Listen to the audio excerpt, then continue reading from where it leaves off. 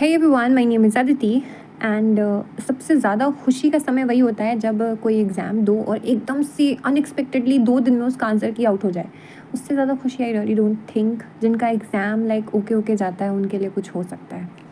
ठीक है, तो इसी के साथ सुप्रीम कोर्ट ऑफ इंडिया के जूनियर कोर्ट असिस्टेंट का जो एग्ज़ाम हुआ था उसका आंसर की आउट हो चुका है and we are going to discuss कि मेरा क्या स्कोर रहा और आई रियली वांट कि आप भी कमेंट करें कि आपका क्या स्कोर रहा है because it will help and we can discuss a bit regarding some questions. तो सबसे पहले तो मेरा स्कोर क्या रहा है, तो मेरा ओवरऑल स्कोर 101 है, 101 या मे बी 100 है या। तो जो आंसर की अभी रिलीज़ हुई है उसमें मुझे थोड़े थोड़े डाउट्स हैं बिकॉज इंग्लिश के क्वेश्चंस में स्पेसिफिकली मुझे थोड़ा लग रहा है कि उन्होंने इंग्लिश के जो कुछ क्वेश्चंस हैं उसमें उन्होंने इतनी एग्जैक्टनेस है उन क्वेश्चंस में कि लाइक उस क्वेश्चन को करेक्ट करने के लिए आपको एटलीस्ट 5 से 6 मिनट उस क्वेश्चन को देना होगा शायद एंड देन आपको थोड़ा रीजनिंग भी लगाना पड़ेगा, फिर may be you will be very clear कि हाँ यही आंसर है। जनरल तो नहीं थे वो कुछ क्वेश्चंस। तो मेरा जो स्कोर 100 रहा है इसमें कंप्यूटर मेरा काफ़ी ज़्यादा ही अच्छा चला गया है बिना पढ़े, क्योंकि आई थिंक सबका ही अच्छा गया बिकॉज 22 है मेरे मार्क्स कंप्यूटर में आउट ऑफ 25 भी आए होंगे लोगों के। एक क्वेश्चन तो आई थिंक गलत हुआ ही होगा जिसका प्लॉटर वाला में भी I don't remember exactly, but computer सबका ही अच्छा गया होगा। और जो बाकी है उसमें 78 मार्क्स आ रहे हैं मेरे। आप प्लीज़ अपना स्कोर बिल्कुल ही कमेंट करना because I am very excited to know कि कितना कितना किसका आया है, कैटेगरी क्या है। और अगर कुछ क्वेश्चंस पे डाउट हो रहा हो तो वो भी बताएंगे। हम कुछ क्वेश्चंस जो हैं जिसका मैंने स्क्रीनशॉट लिया है वो जिस पे मुझे थोड़ी चर्चा करनी है। तो जो पहला क्वेश्चन है वो है, पता है मुझे आंसर्स पढ़ के एक्चुअली बड़ा ही आई गॉट टू नो कि हाँ चलो इस एक्सटेंट तक भी करेक्ट होना ज़रूरी है। इट्स लाइक क्लैट का क्वेश्चन, थोड़ा क्लैट का क्वेश्चन ही ऐसा होता है। मैंने क्लैट की थोड़ी सी पढ़ाई करी थी, तो पढ़ाई नहीं करी थी, तैयारी करी थी, तो थोड़ा थोड़ा पता है थोड़ा। तो ये जो है ना जो क्वेश्चन नंबर 4 है कि सिमिलर इन मीनिंग, इसमें एक ऑप्शन है हमने आई थिंक सबने ही crime, most of the people ने क्राइम रॉन्ग को समझा होगा कि क्लोजेस्ट है, क्योंकि डैमेजेस और कंपनसेशन तो नहीं लगा हमें। नेग्लिजेंस, अगर इसमें गलत जो आंसर है उसको एलिमिनेट करो, एलिमिनेशन मेथड का यूज़ करो, तो डैमेजेस और कंपनसेशन तो नहीं लगता है। डैमेज लगता है, भाई डैमेज किया है तब तो कंपनसेशन देंगे, है ना। तो how can they be similar.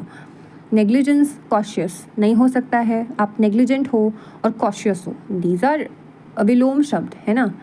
तो क्राइम रॉन्ग ही लगता है। फिर लाइबिलिटी इम्यूनिटी, लाइबिलिटी इज़ कि आप किसी का बर्डन बन गए हो, और इम्यूनिटी मतलब कि आप किसी के पॉजिटिव एस्पेक्ट हो।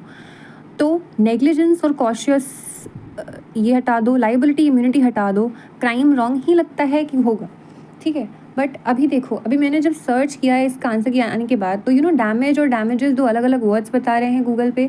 डैमेज मतलब कि डैमेज जो हम जनरल समझते हैं, और damages is a different kind of word. इसमें डैमेजेस इज़ वो कंपनसेशन जो देते हैं उसका ही सिनोनिम्स है ये डैमेजेस, जब एस लग जाता है तो। Please correct me if I am wrong. Second जो क्वेश्चन है वो भी इसी टाइप का है। मैंने एक्चुअली इसमें लगाया था एविडेंस एंड टेस्टिमनी, ठीक है। क्वेश्चन नंबर 2 गिल्टी इनोसेंट, तो आप पहले देख सकते हो गिल्टी इनोसेंट तो भाई है ही नहीं, प्रोसिक्यूटर डिफेंस तो है ही नहीं भाई। लाइबलस एंड स्लैंडरस, अब पता है लाइबलस और स्लैंडरस दो वर्ड्स हैं, एक ही कैटेगरी के हैं, लेकिन लाइबलस इज़ लाइक समथिंग आप किसी को डिफेम करने के लिए जब लिखित तौर पे कुछ कर रहे हो, दैट इज़ लाइबलस। एंड स्लैंडरस इज़, आप ऐसे भी नॉवेल्स वगैरह पढ़ते होंगे तो ऐसे लिखता है कि हाँ दे स्लैंडर्ड, ठीक है, ही वो स्लैंडर्ड इन अ स्लैंडरस वे, ठीक है। तो स्लैंडर मतलब कि कुछ मौखिक रूप में आप किसी को डिफेम कर रहे हो, तो both are defamation only, but the mode that differs.